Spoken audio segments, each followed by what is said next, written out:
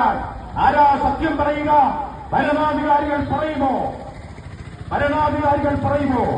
രാഷ്ട്രീയ പ്രത്യയശാസ്ത്രങ്ങളും സാമുദായിക തത്വശാസ്ത്രങ്ങളും മാനിഫെസ്റ്റോകളും പറയുമോ?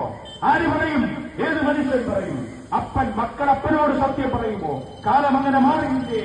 പാപം മനുഷ്യനെ സത്യം പറയുവാൻ കഴിയാത്തവനാക്കി തീർത്തില്ലേ? എന്നാൽ ആ സത്യത്തിൽ നിന്നും സത്യത്തിലേക്ക് ആരാണ് ആ സത്യം? എന്തിനേക്കാണ് മനുഷ്യൻ അസത്യത്തിൽ വാഴുന്ന മനുഷ്യൻ സത്യത്തിലെത്താൻ എങ്ങോട്ടാ പോകേണ്ടത്? യേശുക്രിസ്തു ഭൂമിയിലായിരുന്നപ്പോൾ പറഞ്ഞു, ഞാൻ തന്നെ വഴിയും സത്യവും ജീവനുമാകും.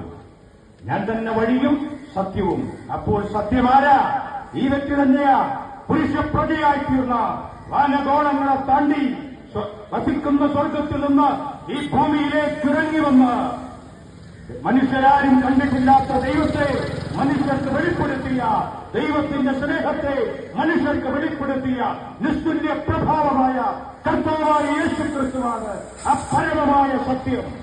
അപ്പോൾ അസത്യത്തിൽ വാഴുന്ന മനുഷ്യൻ അസത്യത്തിൽ നിന്ന് സത്യത്തിലേക്ക് വരണമെങ്കിൽ ഈ യേശുക്രിസ്തുവിലേക്ക് നോക്കണം.